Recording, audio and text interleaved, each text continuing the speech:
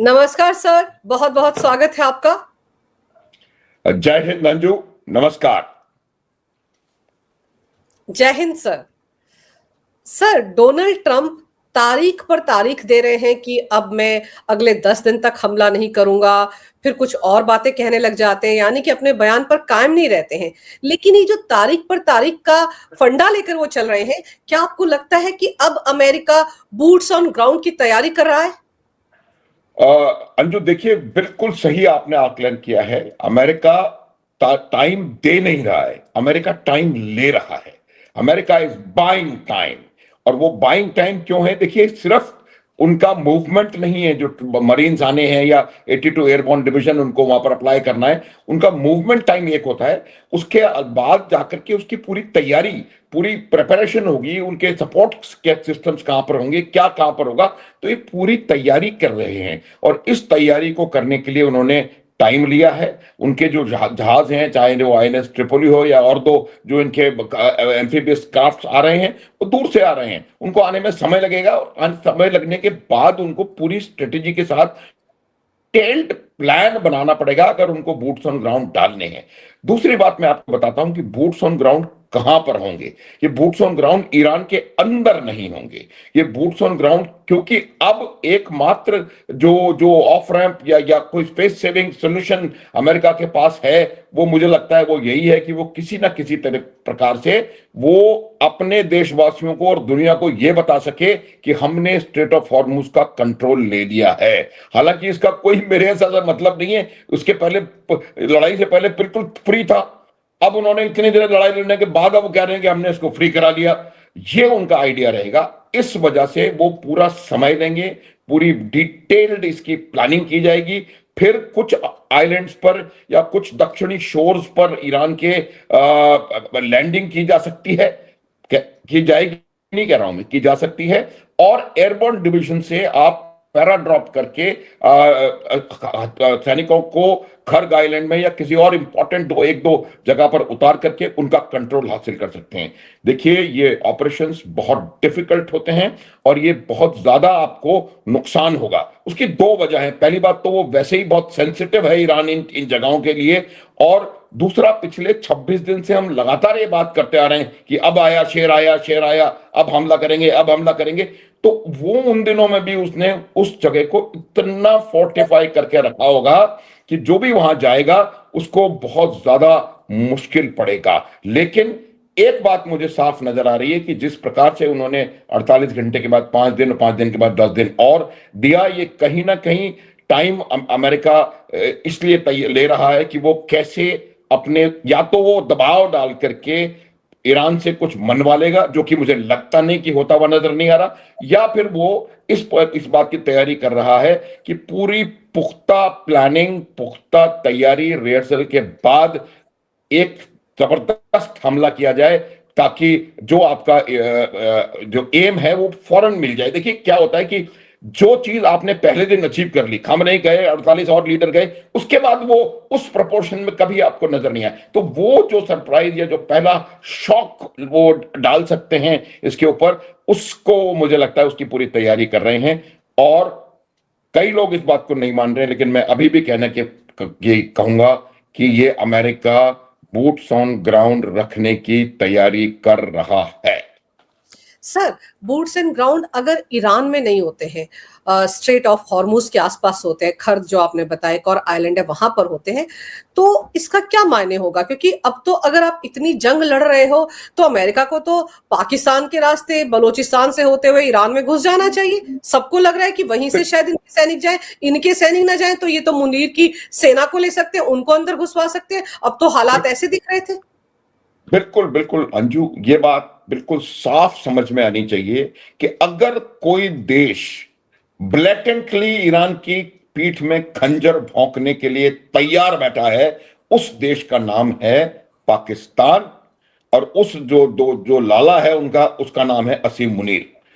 अब मैं आपको बताता हूं कि ये जो अमेरिका के मरीन्स हैं, जो अमेरिका के बूट्स ऑन ग्राउंड उस तरफ शिफ्ट इसीलिए हो रहे हैं क्योंकि उनको पता है कि वो यहां पर दबाव डाल करके पाकिस्तान के ऊपर, पाकिस्तान की आर्म ट्विस्टिंग चल रही है काफी समय से, अमेरिका के द्वारा भी और सऊदी अरब के द्वारा भी, क्योंकि सऊदी अरब पर लगातार हमले हो रहे हैं।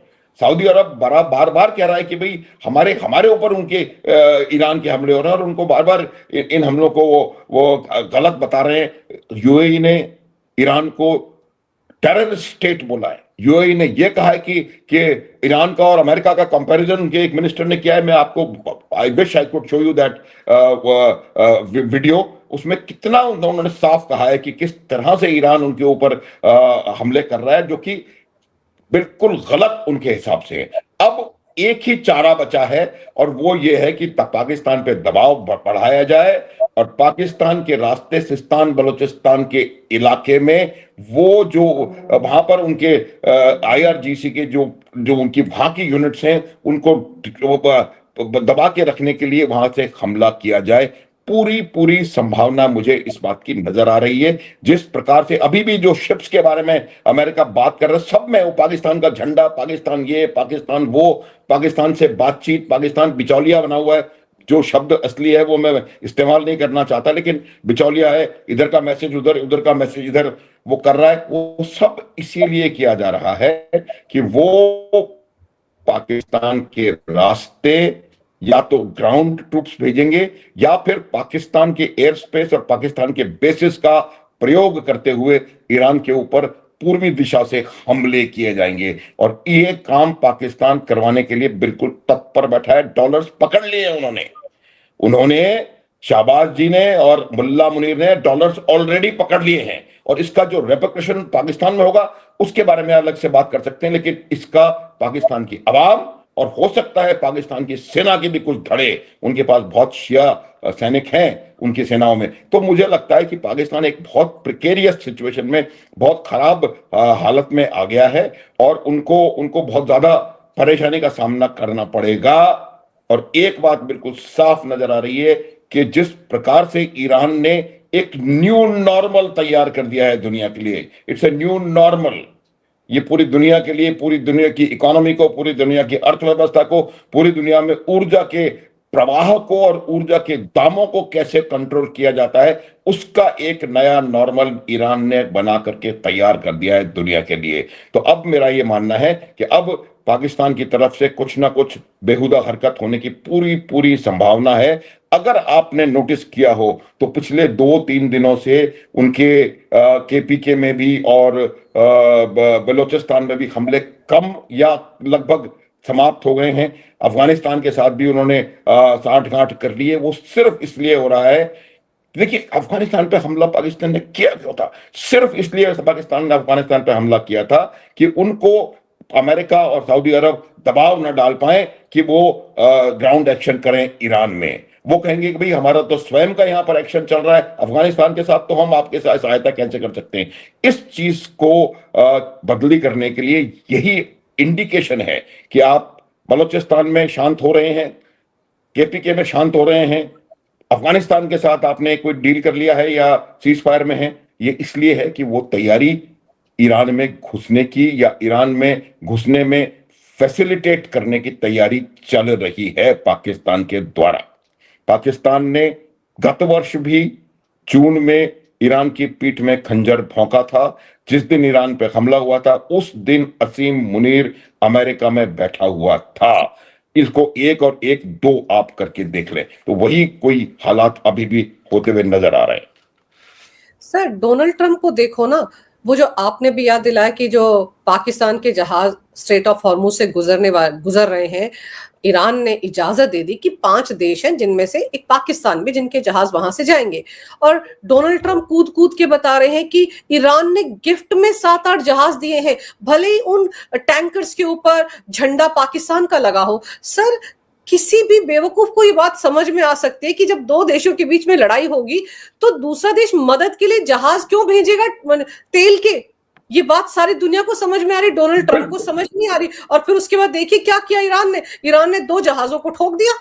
देखिए ये अमेरिका मस्खरा कहते हैं ना हिंदी में, मस्खरा।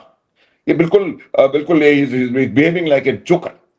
उनको कुछ पता नहीं है, उनको कुछ ना कुछ कहना है, क्योंकि 2 दिन से वो बिल्डअप कर रहे थे कि भाई ईरान जो है मुझे कोई गिफ्ट देने वाला है, उन्होंने मेरे को गिफ्ट देने के लिए बोला, पता नहीं किसने किसको क्या गिफ्ट देने के लिए बोला है। यही पाकिस्तान ने कोई अपनी तरफ से मैसेज बना करके, जब वो बीच में मैसेज की दलाली कर रहे थे, वो उन्होंने मैसेज दूसरा बना के दे दिया होगा कि वो आपके पास गिफ्ट आने वाली है। ये बिल्कुल बिल्कुल संभव नहीं है। और वो ईरान जो कि लगातार, चाहे कितना भी नुकसान उसने झेला हो, लेकिन वो लगातार अमेरिका को लगातार जवाब दे रहा है, लगातार इजराइल पर हमले कर रहा है, लगातार अपने प्रॉक्सीज को पंप कर रहा है। वो ईरान, आप क्या सोच रहे हैं कि तेल के जहाज अमेरिका को भेजेगा? उन्होंने ये कह दिया था कि मेरे पास गिफ्ट आने वाली है, अब गिफ्ट कुछ थी नहीं, तो उन्होंने इन जहाजों को वो गिफ्ट मान करके और पाकिस्तान के ऊपर दबाव डाल के कि भैया ये गिफ्ट बोलो तुम हमारे लिए आ रही है और इसको हमारी तरफ भेजो। ये एक बहुत बड़ा मेरे ख्याल से नाटक भी, असफल असफल नाटक है, असफल। सर मैं तो इसको ब्लंडर कहूंगी कि अगर तुम्हारे पास तेल के जहाज आ भी रहे थे तो चुप रहते ना, अपने मुंह पर टेप लगा कर रखते। ढिंडोरा पीटने की क्या जरूरत थी? पाकिस्तान को भी फंसा दिया। अब तो ईरान के एक मंत्री ने, बल्कि विदेश मंत्री ने स्टेटमेंट दिया है कि डबल गेम खेल रहा है पाकिस्तान, अब हम उसको छोड़ेंगे नहीं। तो पाकिस्तान को तो बैठे बैठे मरवा दिया ना डोनाल्ड ट्रंप ने। बिल्कुल बिल्कुल, अगर ये स्टेटमेंट सही है, क्योंकि क्या सही है क्या गलत है, आजकल के जो युद्ध होते हैं वो इतने कॉम्प्लिकेटेड हो गए हैं। देखिए, तो ये कह पाना मुश्किल है कि ये सही, अगर ये स्टेटमेंट सही है तो ये बात आप मान लें कि डोनाल्ड ट्रंप ने पाकिस्तान को बहुत बुरी तरह फंसा दिया है। और अब पाकिस्तान, ये ईरान जो है वो छोड़ने वाला, क्योंकि ईरान, सबसे बड़ा एडवांटेज ईरान का क्या है कि उनके पास एक अयातुल्ला है, उसने कह दिया ये होगा तो वो होगा। उनके जो डिसीजन मेकिंग है वो बिल्कुल परफेक्ट होती है, उसमें कोई सवाल नहीं पूछ सकता, जो सवाल पूछता है उसको फिर जो आपको पता है कहां भेज दिया जाता है। तो ये मेरा मानना है कि अगर ये बात सही है तो ईरान का बहुत बड़ा क्रोध इनके ऊपर टूट के पड़ने वाला है, आने वाला समय दिखाएगा ये पाकिस्तान की। दूसरी बात लेकिन मैं बताऊंगा कि ये पूरी सच है या नहीं, ये बात भी हमको असेस करने की जरूरत है, क्योंकि युद्ध जो होते हैं हमेशा 3 फ्रंट्स पे साइमल्टेनियसली लड़े जाते हैं। एक आर्थिक फ्रंट होता है, जैसे कि आप प्रतिबंध लगाएं, ये करें, तो वो आर्थिक फ्रंट पे युद्ध बहुत समय से लड़ा जा रहा है दोनों, अमेरिका और ईरान के बीच में। दूसरा और सबसे इंपॉर्टेंट मेरे हिसाब से वो होता है साइकोलॉजिकल वॉरफेयर, या मीडिया फ्रंट, या इंफॉर्मेशन वॉरफेयर, या miss information warfare, call it what you like. लेकिन ये एक इस प्रकार का युद्ध है कि इस युद्ध इससे करके आप शत्रु के मैन, मटेरियल, मोरल, तीनों चीजों पर असर डाल सकते हो। उनके आप लोगों में लोगों का परसेप्शन चेंज कर सकते हो। तो ये जो परसेप्शन वॉर है, या ये जो कोर्सिव डिप्लोमेटिक असॉल्ट्स होते हैं, वो इसीलिए किए जाते हैं कि आप शत्रु का मनोबल गिरा सकें, और शत्रु के जो रैंक एंड फाइल है उसमें कहीं ना कहीं घबराहट की भावना को पहुंचा सकें, और अपने लोगों के लिए ये बता सकें कि हम जीत रहे हैं, जो कि ईरान कर रहा है। ईरान भी बहुत ज्यादा कर रहा है, बहुत तेजी से कर रहा है। और ईरान कुछ सफल भी इसमें इसलिए हो पा रहा है क्योंकि ईरान से असल खबर जो है वो बाहर निकल के नहीं आती है। आप देखेंगे कि अगर 4 अमेरिकन मरे हैं तो वहां राष्ट्रपति जाके सैल्यूट मार करके और उनकी बॉडी बैग्स को रिसीव कर रहा है। तो वहां का जो मीडिया है बहुत खुला है, ओपन है, और उनको वो कुछ भी, तो जो खबरें पश्चिम से आ रही हैं वो खबरें काफी ऑथेंटिक और काफी सही हो सकती हैं, जबकि ईरान से कोई खबर नहीं निकल रही है। ईरान ने इंटरनेट नाम की चीज को अपने देश से गायब कर दिया है, गायब, कोई खबर नहीं आ रही है किसी भी प्रकार की। 1900 कुछ वो अभी बोल रहे हैं कि फेटल कैजुअलिटीज हैं, हो सकता है वो 19,000 हो। 7,000 जगह हमले किए हैं अमेरिका और इजराइल ने मिला करके, जो तो वो जिसका कि वो क्लेम कर रहे हैं। तो ये जो इंफॉर्मेशन वॉरफेयर है ये लगातार बढ़ता चला जा रहा है और बहुत तेजी के साथ हो रहा है। और ये तमाम चीजें जो होती हैं, डोनाल्ड ट्रंप जो है वो इसके कहीं ना कहीं एक्सपर्ट हैं, लेकिन फाइनली वो अपना पैर अपने मुंह में डाल के बैठ जाते हैं। उन्होंने यही प्रयास किया था कि किसी प्रकार से ईरान के ऊपर दबाव बनाया जा सके, और किसी प्रकार से दुनिया को यह बताया जा सके कि ईरान हार रहा है।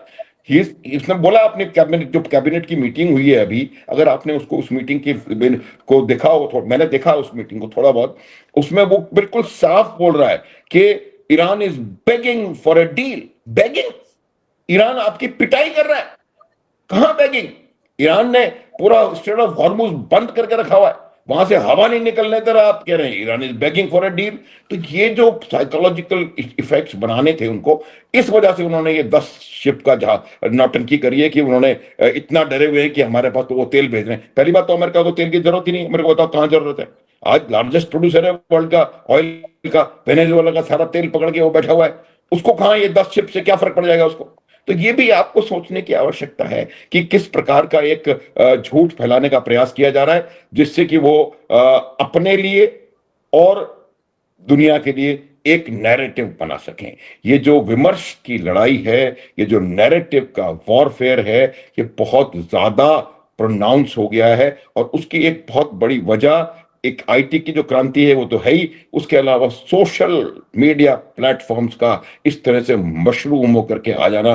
सोशल मीडिया पे कोई भी कुछ भी लिख सकता है। वो ध्रुव राठी बैठ के वहां बैठ के जर्मनी में पता नहीं कहां बैठा हुआ है, क्या क्या बकवास करता रहता है। लेकिन ये सब चीजें इसलिए बहुत जरूरी हैं कि अब हमको ये बहुत आवश्यक तौर पे देखना पड़ेगा कि कौन सी जगह कौन सी चीज इंफॉर्मेशन ऑथेंटिक है और कौन सी ऑथेंटिक नहीं है। ये जो इंफॉर्मेशन वॉरफेयर हो रहा है अंजू, ये सिर्फ ईरान, अमेरिका, इजराइल के बीच में नहीं हो रहा है। इजराइल तो मुझे करता हुआ भी नजर नहीं आ रहा है, लेकिन ये इंफॉर्मेशन वॉरफेयर पूरी दुनिया के लिए है।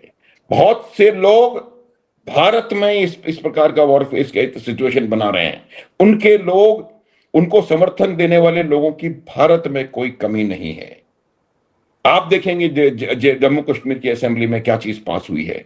तो ये तमाम चीजें जो देखने की होती हैं, ये इंफॉर्मेशन वॉरफेयर का हमला हर देश पे दुनिया पर हो रहा है। और वो लड़ाई ईरान अमेरिका की हो रही है और पाकिस्तान भारत में अपना उल्लू सीधा करने की कोशिश कर रहा है। तो ये तमाम चीजें हमें देखने की जरूरत है। और जब तक हमको हमारे देश को प्रोएक्टिव होकर के इस प्रकार के इंफॉर्मेशन वॉरफेयर को नलिफाई करने की आवश्यकता है, और दूसरा हमारे देश के जो लोग हैं उनको यह समझने की आवश्यकता है कि आज की परिस्थिति बहुत भिन्न है और इस परिस्थिति में किसी भी प्रकार की रूमर मॉन्गरिंग, किसी भी प्रकार की गलत खबर को आगे बढ़ाना देश के हित के लिए घातक हो सकता है। अंशु, बिल्कुल सही कह रहे हैं आप सर। ये जो नैरेटिव का वॉर चल रहा है उसी में तो आप देखो ना कि अभी कुछ मिसाइलें दागी हैं, जिसका कि वीडियो सोशल मीडिया पर सर्कुलेट हो रहा है, जिसमें कि ईरान लिख रहे हैं, ईरान के लोग उन मिसाइलों के ऊपर जो वो इजराइल में दाग रहे हैं कि भारत का धन्यवाद सपोर्ट के लिए। आप सोचिए इसका क्या मतलब है। इसका मतलब ये दिखाने की कोशिश हो रही कि भारत तो ईरान के साथ है, जबकि भारत इजराइल का बहुत बड़ा दोस्त है। तो ये भी तो एक नैरेटिव क्रिएट करने की कोशिश हो रही है ना। पूरी दुनिया जानती है कि भारत न्यूट्रल है, भारत सच को सच, झूठ को झूठ बोलता है। बिल्कुल अंजू, यही मैं कह रहा था। और न केवल ये, वो इस मिसाइल के ऊपर थैंक यू भारत लिख के भेज रहे हैं, वो उनका अपना परसेप्शन है। लेकिन एक बात मैं आपको बता देना चाहता हूं कि भारत और इजराइल की दोस्ती बहुत परिपक्वता और बहुत सामंजस्य, बहुत समतल लेवल पे है। बहुत बैलेंस्ड हमारी फ्रेंडशिप है। और आप कुछ भी लिखते रहे उसमें, इजराइल इस बात को नहीं मानेगा, क्योंकि इजराइल जानता है भारत क्या है। ईरान ने कहा, उन्होंने कुछ, और ईरान भी कर रहा है, क्योंकि भारत ने ना तो इजराइल का साथ छोड़ा है ना ईरान का साथ छोड़ा है। ईरान के हम साथ हैं, ईरान की हम मदद करना चाहते हैं, बिल्कुल। तो ये बिल्कुल साफ है कि उन्होंने ये प्रयास किया है इजराइल को बताने का कि ये तो हमारी तरफ, भारत हमारी तरफ आ गया है। लेकिन एक बात बिल्कुल साफ है कि इजराइल इस बात को समझेगा, क्योंकि हमारे संबंध अलग लेवल पर हैं, पहली बात। दूसरी बात क्या है कि इस प्रकार का जो नैरेटिव ये चला रहे हैं, उसको हवा देने के लिए जो लोग हमारे अपने देश में हैं, उन लोगों से सावधान रहने की बहुत जरूरत है। ये जनरल बिपिन रावत का जो 2.5वां फ्रंट था, आधा फ्रंट, वो फ्रंट भारत के लिए घातक सिद्ध हो सकता है। और ये लोग, अब उन्होंने एक ये लिख दिया तो मेरे ख्याल से 1-2 पार्टियों के प्रवक्ता सारे जंप मार मार के आ जाएंगे और हर भाषा में इस बात को बताना शुरू कर देंगे कि भारत ने ये कर दिया, वो कर दिया। तो ये चीज हमको समझने की जरूरत है और हमें अपना स्टैंड बिल्कुल क्लियर प्रोएक्टिवली करके रखना है। लेकिन इतना बता दिया मैंने कि इजराइल इसको भली भांति समझता है, और अगर ईरान हमें अपना मित्र समझता है तो मुझे लगता है इसमें कोई खराब बात नहीं है, बहुत अच्छी बात है। हम उनके साथ भी हैं, उनके साथ भी हैं। हम ऑल अलाइंड हैं। हम सच को सच कहते हैं और हम जो ठीक है उसके साथ खड़े रहते हैं। हम पाकिस्तान नहीं है जो कि खंजर पीठ में ही भोंकने के लिए तैयार रहता है। ये बात बिल्कुल पता है और ये बात आप पूरी दुनिया को, ये जी पाकिस्तान की जो शख्सियत है वो पता पता पड़ती जा रही है। सर, ये तो जो नैरेटिव का वॉर है ना कि देखिए ईरान जो है वो जीत रहा है, ये तो हमारे देश में आप देखो कितने सारे एक्सपर्ट्स आजकल टीवी चैनल पर बैठकर यही नैरेटिव को आगे ढो रहे हैं। और ये सच है कि ईरान को कितना नुकसान पहुंचा रहे हैं अमेरिका या इजराइल, इसकी तस्वीर तो किसी के सामने आई नहीं ना। सिर्फ तस्वीरें कहाँ की आ रही इजराइल की, लेकिन ये दिखाने की कोशिश हो रही है कि ईरान बहुत शक्तिशाली तरीके से इन सब का मुकाबला कर रहा है और उसको कोई नुकसान ही नहीं हो रहा है। सर और दूसरी तरफ जैसे आपने जम्मू कश्मीर की बात की, वहां नेशनल कॉन्फ्रेंस का एक एमएलए है जो किस तरह की बातें कर रहा है, मेरे ख्याल से उसका नाम है तनवीर सादिक, जो कह रहा है कि हाँ, पूरी की पूरी जम्मू कश्मीर सरकार, पूरी की पूरी नेशनल कॉन्फ्रेंस ईरान के साथ है। सर वहां पर किस तरह से पैसा इकट्ठा किया गया, 15-15 लाख रुपए एक एक घर से दिए गए हैं, पुराने बर्तन तांबे के चांदी के बेचे गए हैं, पैसा कहां जा रहा था, बता रहे थे कि ईरान जा रहा है, और उसको लेकर भी एक इतना बड़ा स्कैम हो गया। तो आप सोचिए इस देश में रहने वाले लोग क्या कर रहे हैं। इतना पैसा तो कभी उन्होंने कश्मीरी पंडितों के लिए या फिर हमारे सैनिकों के वेलफेयर के लिए तो कभी इकट्ठा नहीं किया। बिल्कुल बिल्कुल यही मैं कहने वाला था कि हमारे अब इनको ये समझना चाहिए कि ये देश के साथ कब होंगे, देश के साथ होने की जरूरत है इनको। और मैं एक बात बताऊं अंजू, देखिए बहुत कम लोग ऐसे रह गए हैं, दो चार लोग हैं, ये भी इसमें भी एक पॉलिटिकल ओवरटोन ज्यादा है और इसका जो फैक्चुअल जो उसका जो वो है वो बहुत कम है। उसने भी बाद में जाकर के ये कहा कि हमारे देश की सरकार को भी कम से कम हमारा देश तो बोला उसने कि इसका इसका स्टैंड ऐसा लेना चाहिए और सामने का ये करना चाहिए। तो ये मेरा मानना है कि इस प्रकार के लोग हैं, ये हर आपदा में अवसर तलाशने की कोशिश में लगे रहते हैं।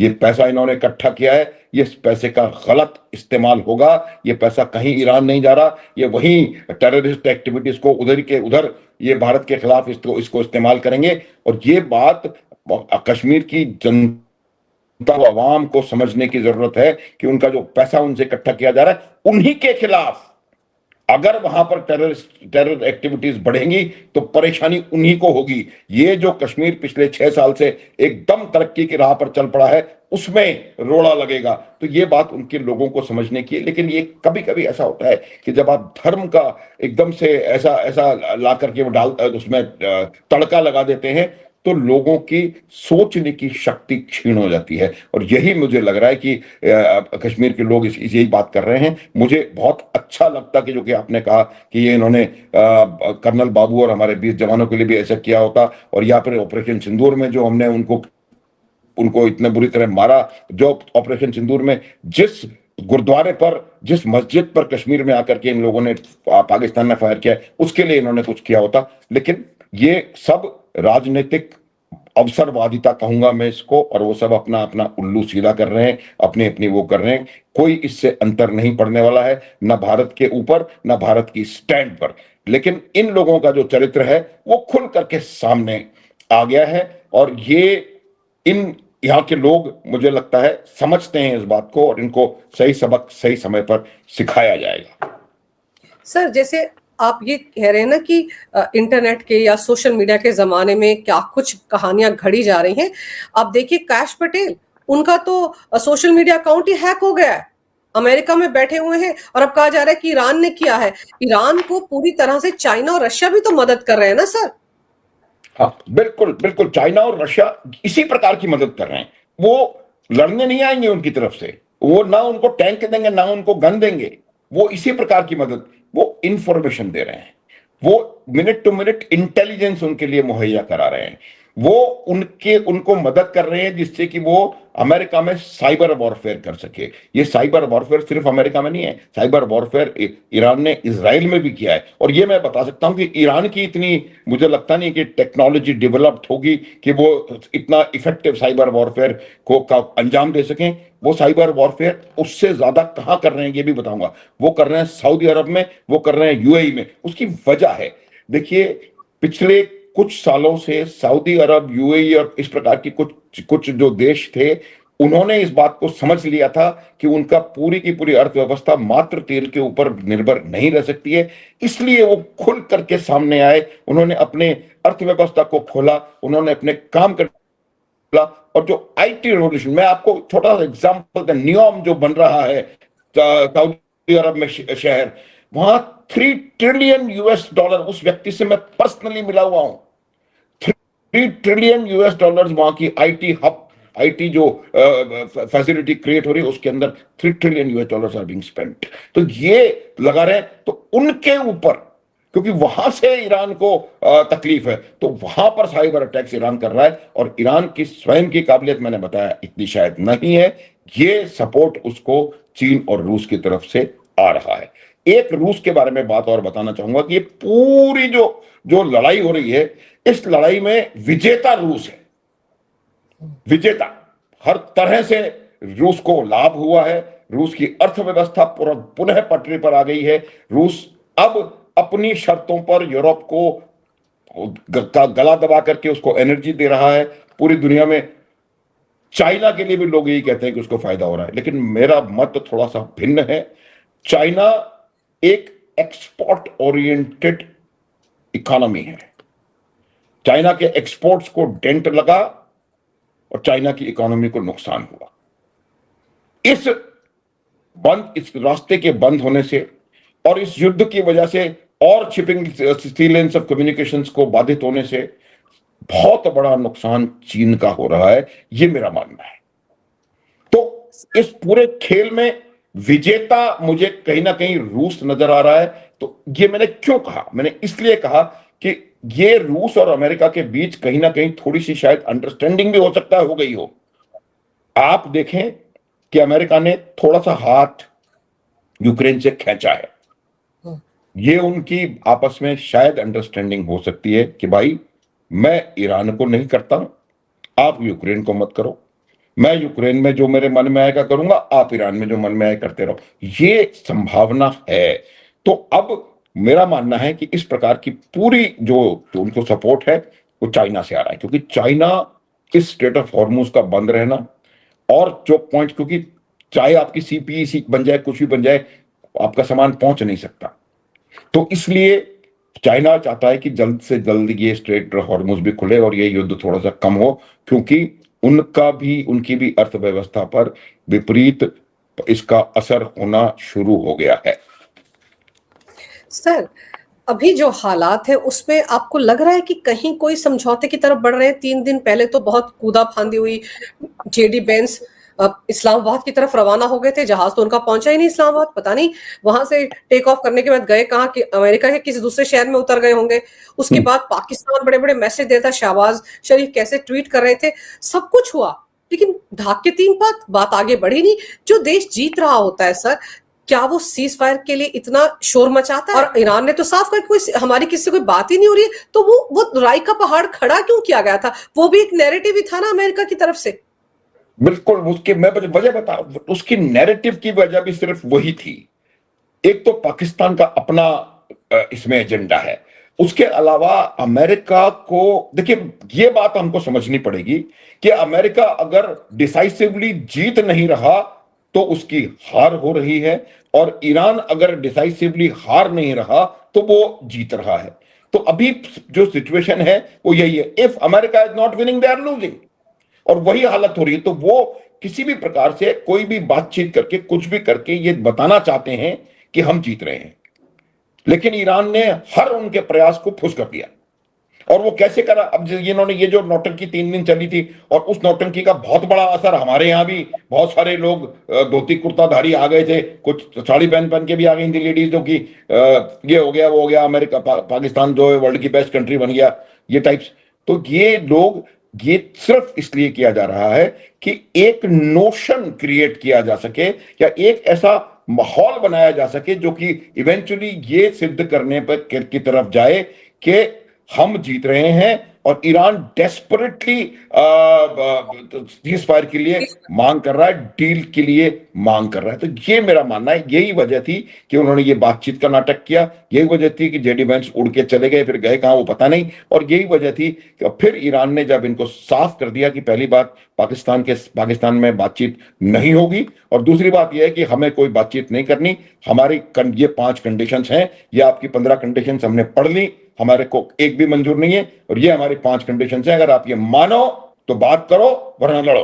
तो यही बात हो रही है, और ये एक और कस का तमाचा पाकिस्तान और अमेरिका दोनों के चेहरों पर पड़ा है। लेकिन सर, जेडी बेंस को तो अब ये भी डर सता रहा है कि कहीं ऐसा ना हो कि ईरान का कोई सैनिक कोई न्यूक्लियर वेस्ट पहनकर आ जाए, उसमें कोई बम छिपा हो। देखिए, ये उनके अंदर एक खौफ बड़ा हुआ है कि क्यों ईरान के पास न्यूक्लियर बॉम्ब नहीं आना चाहिए। उन्होंने ये कई दफा कहा है कि ईरान न्यूक्लियर बम का इस्तेमाल कर सकता है। अब ये एक उन्होंने नया शगुफा छेड़ा है कि ईरान के जो लोग आत्मघाती न्यूक्लियर बम का इस्तेमाल कर सकता है। ये न्यूक्लियर बम, इसको बिल्कुल टेक्निकली बम नहीं कहा जा सकता। ये एक ऐसा कोई रेडियोधर्मी कोई प्रकार का लगा करके आ सकते हैं, जिससे कि वो आप अपने आप को जब उड़ाएंगे तो वहां पर रेडिएशन फैल सकता है, और उसका ये कहना है कि वो आकर के किसी भीड़ भाड़ इलाके में अपने आप को उड़ा देंगे और हजारों लोगों को का नुकसान हो जाएगा। ये सिर्फ और सिर्फ इसलिए ये बात कही जा रही है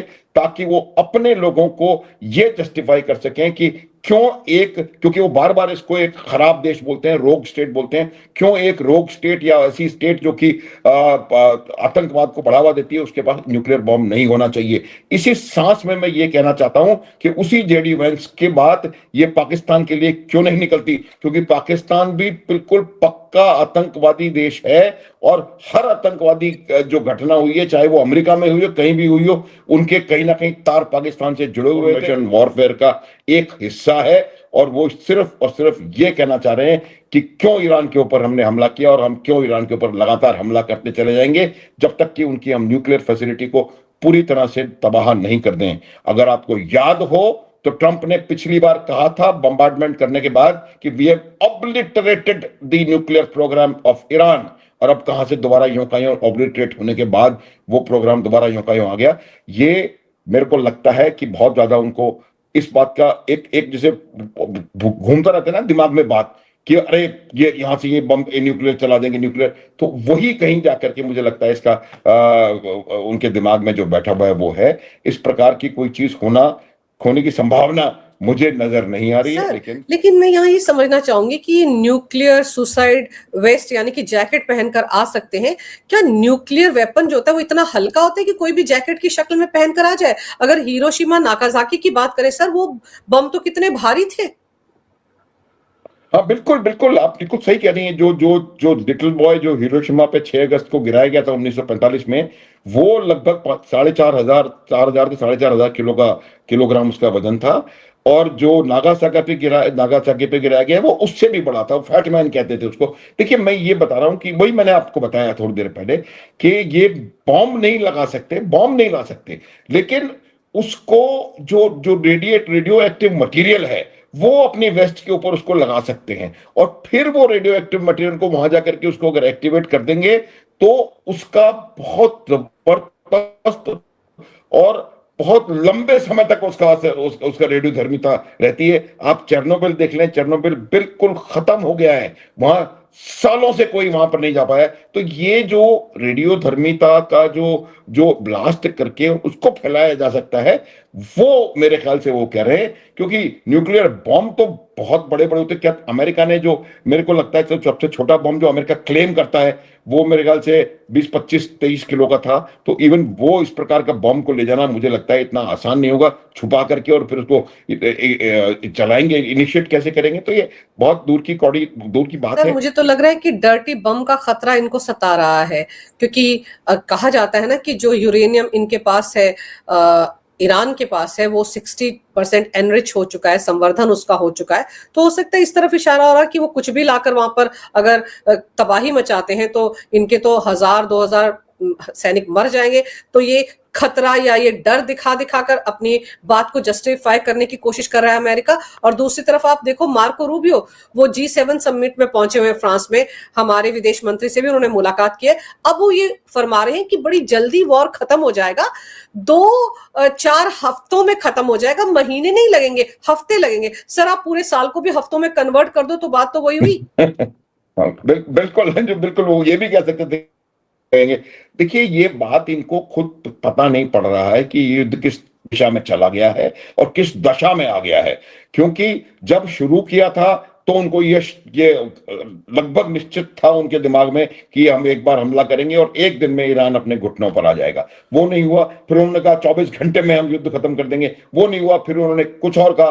फिर ट्रंप ने एक बार कहा कि ये युद्ध 6 महीने चल सकता है। एक एक्चुअली अमेरिका को इस युद्ध की परिभाषा और भाषा समझ में नहीं आ रही है और उनको नहीं पता पड़ पा रहा है कि इसको युद्ध को कैसे खत्म किया जाएगा। उसकी वजह बिल्कुल साफ है कि इनको अपने सामने कोई डिजायर्ड एंड स्टेट है ही नहीं। वो इस युद्ध चाहते क्या हैं इस युद्ध से, ये अमेरिका को क्लियर नहीं है। और जब आपके पास ये क्लियर नहीं है कि आप इसे चाहते क्या हैं, तो आप खत्म कब करेंगे?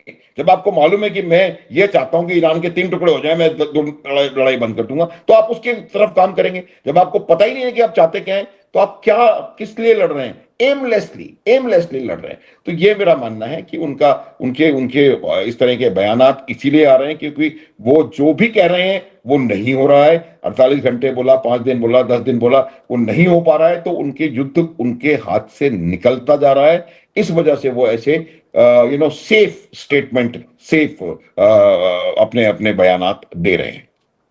सर दिलचस्प तो यह है कि वो कहते हैं ना, अपनी अपनी डफली अपना अपना राग। अमेरिका का हर नेता अपने तरीके से बयानबाजी कर रहा है। ट्रंप भी अपनी ही तरीके की बातें कर रहे हैं, लेकिन इनकी बातें ज्यादा देर तक टिकी नहीं रह पा रही। लेकिन अब देखते हैं कि 10 दिन का जो और अल्टीमेटम आगे बढ़ा है, उस 10 दिन में क्या करते हैं। अभी तो ये भी कह रहे थे ना कि कोई सरप्राइज है। अब भगवान जाने वो सरप्राइज क्या है। वो बाकियों के लिए सरप्राइज है और डोनाल्ड ट्रंप के लिए शॉकिंग होगा, ये वही तय करेंगे। लेकिन इतना जरूर है कि जो नैरेटिव का वॉर चल रहा है उसमें असली खबर किसी तक नहीं पहुंच रही है, सिर्फ अफवाहें आ रही हैं। और असली तस्वीर तभी उभर कर सामने आएगी कि इस वॉर में किसने असली जीत दर्ज की, जब इसका एंड होगा। और एंड होता नजर नहीं आ रहा है। और इस पूरे खेल में पाकिस्तान का पिसना तय है सर, क्योंकि आखिरकार अगर बूट्स ऑन ग्राउंड उतारे जाते हैं अमेरिका की तरफ से, तो वो इसी रास्ते से पाकिस्तान के बलोचिस्तान से होते ईरान में जाएंगे। और देखने वाली बात होगी कि वो अमेरिकी सैनिक होंगे या पाकिस्तानी फौज के लोग होंगे। सर आपने समय निकाला, बहुत विस्तार से इस विषय पर बहुत अहम जानकारी मेरे दर्शकों को दी। आपका बहुत बहुत धन्यवाद। नमस्कार। भारत माता की जय। वंदे मातरम। जय हिंद। जय हिंद, जय भारत। जय हिंद, जय भारत।